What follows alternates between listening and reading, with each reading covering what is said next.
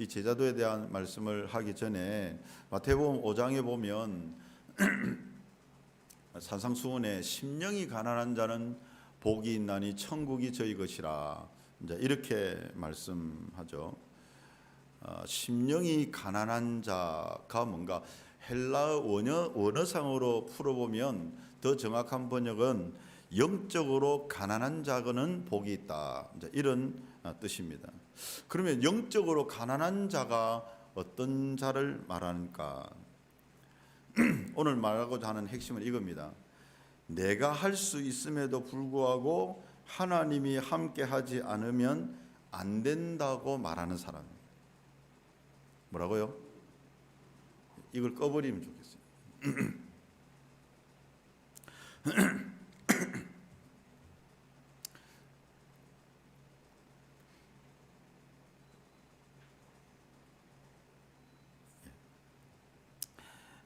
심령이 가난한 자라는 말을 헬라어로 보면 영적으로 가난한 자라는 뜻인데, 그럼 영적으로 가난한 자가 어떤 뜻이냐? 그 말은 내가 할 수 있음에도 불구하고 하나님이 함께 하지 않으면 안 된다고 말하는 것. 우리는 스스로 모든 것을 할 수 있습니다. 아침에 일어나는 것도 내가 알람을 맞춰놓고 일어나서 오늘 새벽기도 가야 되겠다. 그럼 새벽기도를 갑니다. 그리고 이제 그다음 마치고 밥을 먹고 직장에 가야 되겠다. 직장 가서 오늘은 이런 일을 하고 저런 일을 해야 되겠다. 그리고 뭐 화장실에 가고 싶으면 화장실에 가고 밥을 먹으려고 하면 밥을 먹습니다. 대부분 우리는 어떻게 생각하냐면 내가 이 모든 것들을 할 수 있다고 생각합니다. 내가 한다라고 생각합니다. 그런데 하나님이 아니면 이러한 것들도 내가 할 수 없다고 고백하는 사람이 심령이 가난한 자라는 거죠. 여러분, 진짜 아침에 일어나는 건 내가 마음대로 할 수 있을까요? 그렇지 못할 때도 있지 않겠어요? 내가 이걸 하려고 했는데 그걸 하지 못할 때가 있지 않겠어요? 오늘 수요일 기도에 나오려고 했지만 나오지 못할 수도 있지 않겠어요? 내가 원한다고 내가 스스로 모든 것을 항상 끝까지 다 할 수 있다라고 보장할 수가 없어요. 그래서 그리스도인은 어떤 사람이냐? 어떤 사람이 복이 있는 사람이냐? 심령이 가난한 자가 복이 있다고 했는데, 이것은 영적으로 가난한 자를 말하는데, 영적으로 가난한 자란 말은 무슨 말이냐면 사소한 모든 것까지, 심지어 내가 할 수 있다고 내가 자연스럽게 한다고 생각하는 모든 것까지도 하나님이 함께 해 주셔야 할 수 있습니다 라고 고백하는 사람이라는 거죠. 여러분, 이 생각해 보면 얼마나 하나님이 기뻐하는 사람이겠냐. 옛날에 그런 제가 뭐 감사에 대해서 설교할 때 그런 이야기를 한 적이 있어요. 어떤 책에 보면 전신마비가 된 사람인데 잠수정에 들어가 있는 것처럼, 그런 이제 그 사람 결국 죽었지만 그 사람이 제일 첫머리에 그런 글을 썼다고 하잖아요. 흘러내리는 침을 다시 삼킬 수만 있어도 그 사람은 행복한 사람이다. 왜냐하면 뭐 그렇게 인테리어로 살아왔던 지성인이 모든 몸이 마비되니까 흘러내리는 침도 닦을 수도 없고 그걸 다시 삼킬 수도 없더라는 거죠. 평상시 같으면 이거 너무 자연스럽고 내가 하고 싶은 대로 다 할 수 있었던 사람인데 어떤 상황이 되면 하지 못하는 상황이 된다라고 하는 겁니다. 그러면 우리가 지금 할 수 있다고 생각하는 모든 것들도 어느 순간에는 멈출 수도 있고 하지 못할 수도 있다라는 것이 되는 거죠. 그런데 할 수 있을 때라도 하나님이 나와 함께 하셔야 내가 그걸 할 수 있다고 고백하는 사람이 영적으로 가난한 사람이란 말이죠. 본문에 제가 이 말씀을 오늘 본문의 베드로와 좀 연결해 보려고 노력을 하겠습니다. 오늘 본문에 보면 예수님이 예루살렘에 올라가시면서 이제 내가 예루살렘에 올라가면 대제사장들과 장로들에 의해서 내가 고난을 받고 죽게 되고 죽은 후에 사흘 만에 다시 살아나게 될 것이다, 이렇게 이야기를 합니다. 그러니까 베드로가 뭐라 하냐면, 베드로가 항변하여 예수를 붙들고 항변하여 이르되 주여 그리 마옵소서, 이 일이 결코 주께 미치지 못하리라, 이렇게 막았습니다. 베드로의 마음에는 예수님을 내가 반드시 지키겠다, 이런 결심이 섰던 것입니다. 좋은 마음일 수 있겠죠. 그런데 예수님은 베드로에게 갑자기 뜬금없이 뭐라고 말하냐면, 사탄아 내 뒤로 물러가라. 너는 나를 넘어지게 하는 자로다. 제가 새벽에 그 이야기했죠. 베드로의 뜻은 반석인데, 반석이 넘어지게 하는 돌, 걸림돌이 된다는 거죠. 여러분, 반석이 걸림돌이 될 수 있습니다. 베드로는 누가 뭐라 해도 예수님의 제자 중에 반석입니다. 아주 대단한 수제자입니다. 견고한 자입니다. 근데 베드로가 말했기 때문에 그게 걸림돌이 되는 거예요. 예수님께. 예를 들면 우리 주님의 교회 반석 같은 사람들이 있습니다. 근데 그 반석이 교회의 걸림돌이 될 수 있습니다. 목사가 걸림돌이 되기가 제일 쉽죠. 영향력이 큰 사람이 걸림돌이 되기가 쉬운 겁니다. 그래서 베드로를 향하여서 너는 이름이 반석이지만 나를 넘어지게 하는 자로다. 그러면서 뭐라 하냐면, 너는 하나님의 일을 생각하지 않고 사람의 일을 생각한다. 그 사람들의 특징이 뭐냐면 영적으로 생각하지 않고 육적으로 생각하는 겁니다. 논리적으로 생각하는 것, 합리적으로 생각하는, 경제적으로 생각하는 것입니다. 하나님의 일을 생각하지 않고 사람의 일을 생각한다. 그렇게 말합니다. 그러면서 제자들에게 이제 24절에 옆에 제자들에게 그렇게 말씀하시는 겁니다. 누구든지 나를 따라오려거든 자기를 부인하고 자기 십자가를 지고 나를 따를 것이라. 이것을 우리는 제자도라고 해요. 제자도. 자기를 부인하고 자기 십자가를 지고 나를 따르라. 이게 뭘까? 저는 이게 마태복음 5장에 나와 있는 영적으로 가난한 자의 마음과 같다, 이 생각이 드는 거예요. 왜? 자기를 부인하고 자기 십자가를 지고, 이게 뭡니까? 영적으로 가난한 자의 마음이죠. 가난한 상태죠. 할 수 있지만 하지 않는 겁니다. 베드로는 할 수 있어서 했어요. 내가 막을 수 있겠다. 예수님이 절대 거기에 달리지 않도록 하겠다. 막아섰습니다. 그런데 한 치 앞도 알지 못하죠. 며칠 후에 예수님 잡혀가실 때 베드로 뭐랍니까? 난 저 사람 모른다고. 저주하면서 3번이나 예수님 모른다고 부인했습니다. 부인하고 나니까 닭이 울었어요. 닭이 우니까 베드로는 예수님의 말씀이 생각해. 닭 우기 전에 네가 3번 나를 부인하리라 하는 이 말이 생각이 났죠. 그래서 베드로는 울었습니다. 이게 뭡니까? 그제서야 심령이 가난한 자가 뭔지를 알게 된 거죠. 내가 할 수 있다고 하는 게 아니구나. 하나님이 도와주지 않으면 안 되는구나. 이걸 알게 된 거죠. 베드로는 그 실수를 하고 부활하신 예수님을 만나서 네가 나를 사랑하느냐, 네가 나를 사랑하냐 다시 회복시키십니다. 그리고 나서 사도행전에 가면 어떻게 됩니까? 사도행전에 가면 이 베드로는 완전히 예수님의 제자가 되는 거예요. 자기 힘으로는 절대 안 합니다. 근데 아무리 자기가 생각하기에 올바른 일이라고 하도 하나님이 아니다 하면 아니고 성령님이 맞다고 하면 하는 겁니다. 대표적인 예가 뭐냐면 10장에, 사도행전 10장에 보면 고넬료 환상을 통해서 베드로에게 음식이 내려오죠. 환상 중에 내려옵니다. 먹으면 안 되는 음식이에요. 근데 베드로는 나는 이걸 먹은 적이 없고 나는 절대 먹지 않습니다. 그러니까 하나님이 내가 거룩하다 하는데 네가 왜 거부하느냐, 받아 먹으라 그래가지고 받아 먹습니다. 그리고 어떻게 됩니까? 이방인 고넬료에게 가서 복음을 전합니다. 자기는 이방인에게 가면 안 돼요. 갈 수 없어요. 그런데 이제는 상한 심령이 된 거죠. 영적으로 하나님이 맞다 하면 맞는 거고 하나님이 아니다 하면 아닌 줄을 아는 거죠. 무엇보다 자기 고집보다, 자기 율법보다, 자기 생각보다. 이게 어떤 사람이라고요? 심령이 가난한 자라는 거죠. 영적으로 가난한 자라. 무슨 말이냐면 자기가 할 수 있어도 하나님이 함께 하셔야 한다라고 하는 그 마음이 있는 거예요. 또 한 사람의 예가, 대표적인 예를 또 한 분을 들 수 있습니다. 누구냐면 다윗입니다. 시편 51편에 보면 다윗이 우리아의 아내 바세바를 범하고 나단 선지자가 죄를 지적했을 때에 시편 51편에 보면 자기가 그 죄를 자백하는 그런 장면이, 회개하는 장면이 나옵니다.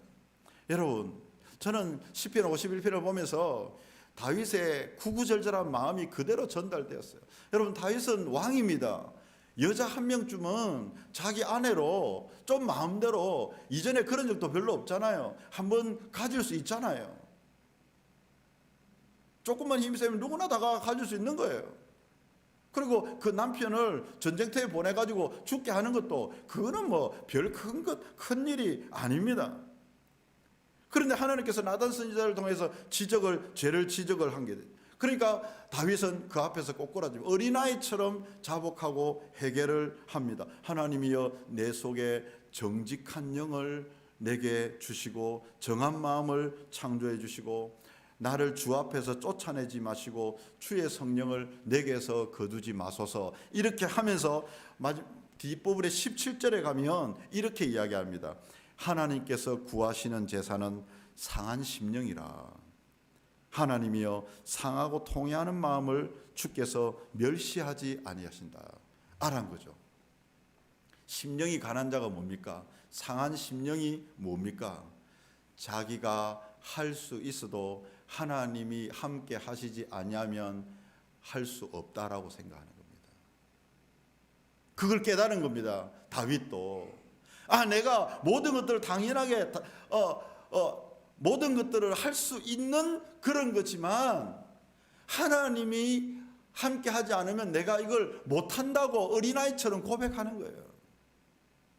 그런 사람을 향하여서 예수님은 제자도 자기를 부인하고 자기 십자가를 지고 나를 쫓아라 라고 하는 말씀과 동일하다.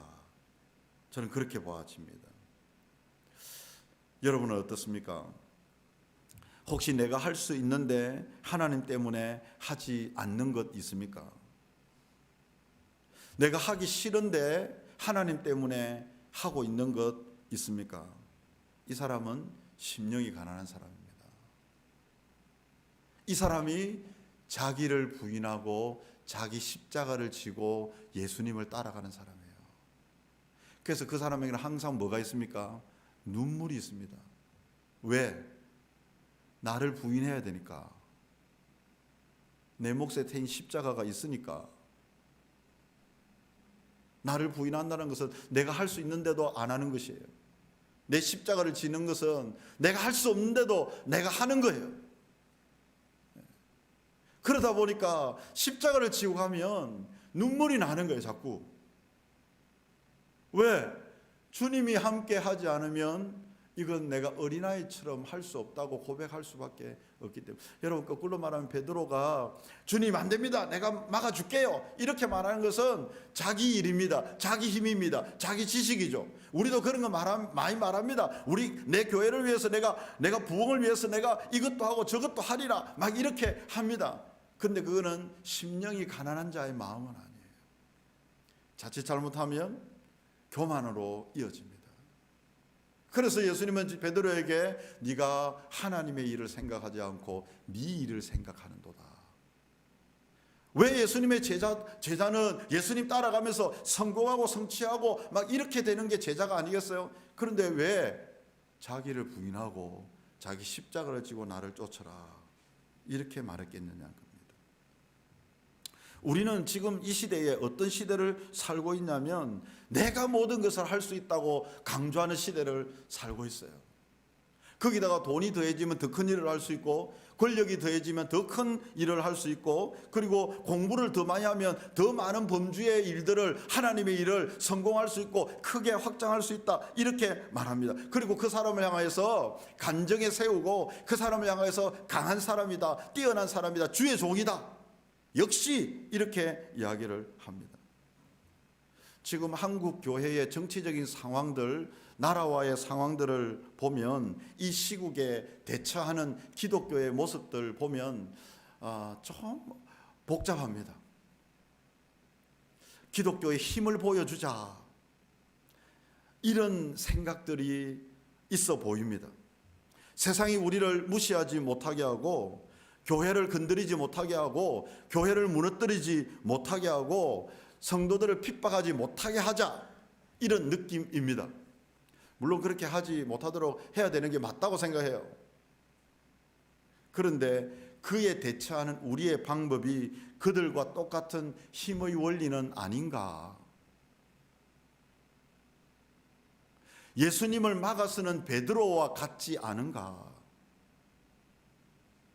그래서 기독교를 어떤 사람들은 또 다른 폭력으로 그들은 느끼고 있지 않는가? 그 안에서 십자가를 그들은 과연 볼 수 있을까? 자기를 부인하고 자기 십자가를 지고 따라가는 예수님의 모습을 볼 수 있을까? 만약에 예수님이 정치적으로 강한 자였다면 마구간에 태어나면 안 되고 헤롯 궁전의 왕자로 태어나야 했을 것입니다. 만약에 지식적으로 강한 자였다면 바리새인 중이나 율법학자 중에 한 명의 아들로 태어나야 될 것입니다. 경제적으로 강한 자였다면 유력한 집에 뼈대 있는 가문에서 태어나야 될 것입니다. 그런데 예수님은 말구유에 태어나셨습니다. 목수의 아들로 자라시고 권력자들에 의해서 도리어 종교 지도자들과 권력자들에 의해서 도리어 고문을 당하시고 왕들의 신문을 받으시다가 십자가에 못 박혀 죽으셨습니다. 저는 이게 뭐로 보이냐면 심령이 가난한 자로 보여요. 이때 누가 함께 했습니까? 성부 아버지께서 예수님과 함께 하신 거죠. 자기를 부인하고 십자가를 지고 갈 때에야 성부 아버지께서 함께 하셨다는 거예요. 그러면 저와 여러분들도 자기를 부인하고 십자가의 길을 묵묵히 갈 때야 주님이 함께 하겠다. 그렇게 말씀하시는 거죠. 주님의 제자는 율법학자나 왕궁에 있지 않았습니다. 빈들에 있었습니다. 군중에 있지 않았습니다. 소수의 사람에 있었습니다. 넓은 길에 있지 않았습니다. 좁은 길에 있었습니다. 많은 사람에 있지 않았고 적은 수에 있었습니다. 그런 사람들을 찾아보기가 너무너무 어려웠습니다. 야곱이 야복강가에서 천사와 씨름하다가 환도뼈가 부러지잖아요. 부러지고 나서 이름을 바뀌었습니다. 야곱에서 이스라엘이라 이렇게 했어요. 야곱의 뜻은 속임이라는 뜻이고 이스라엘은 하나님과 겨루어 이겼다. 다른 말로 하면 하나님과 함께 강한 자가 되었다. 이름이에요. 저와 여러분들의 또 다른 이름은 어떤 이름이냐면 내가 강한 자는 속입니다. 우리는 하나님과 함께함으로 강한 자, 이스라엘이라는 이름인 거예요. 그래서 우리가 누굽니까? 그리스도인이잖아요. 그리스도인은 뭡니까? 나는 죽고 그리스도로 사는 사람을 그리스도인이라 하잖아요. 근데 그리스도인이라고 하면서 여전히 자기 힘으로 살아가는 사람들이 대부분 아닙니까? 그리스도인은 자기가 주인된 사람이 아니고 그리스도가 주인된 사람이에요. 그래서 이 사람을 두고 심령이 가난한 자라고 하는 겁니다. 영적으로 가난한 자고 자기를 부인하고 자기 십자가를 지고 가는 사람. 그래서 이 사람은 어떻게 보면 밖에서 볼 때 우리가 볼 때도 불쌍한 사람이에요. 늘 약자입니다. 늘 약자로 보여요. 그래서 심령이 가난한 자, 애통하는 자, 의에 줄이고 목이 마르는 자, 의를 위하여 박해를 받는 자, 마태복음 5장에 그렇게 표현되고 있잖아요. 그런데 실제로 그리스도인들이 그런 구박만 받느냐? 그렇지 않습니다. 오늘 말씀 읽은 그 부분의 제일 마지막에 보면 28절에 보면 진실로 너희에게 이르노니 여기 서 있는 사람 중에 죽기 전에 인자가 그 왕권을 가지고 오는 것을 볼 자들도 있느니라. 결국에는 그 왕권에 우리가 동참하게 된다는 거예요. 마지막 때에 하나님이 우리를 영광 가운데 이르게 하신다. 하나님께서 위로하시고 하나님께서 주시는 보응과 상급으로 만족하게 되는 여러분 되시기를 축복합니다. 여러분 이 땅에서 너무 누리려고 하지 마시고 이 땅에서는 주님의 제자로 살고 심령이 가난한 자로 살고 우리의 오직 위로는 나중에 주님이 왕권을 가지고 오실 때에 착하고 충성된 종이라 칭찬받고 그분의 옆에 우리가 앉게 되는 그 은혜를, 그 소망을 우리가 가지고 사는 사람이 심령이 가난한 자다, 그렇게 보아집니다. 우리 주님의 교회는 하늘에서 이 상을 받는 그런 축복된 성도들이 되기를 간절히 바랍니다.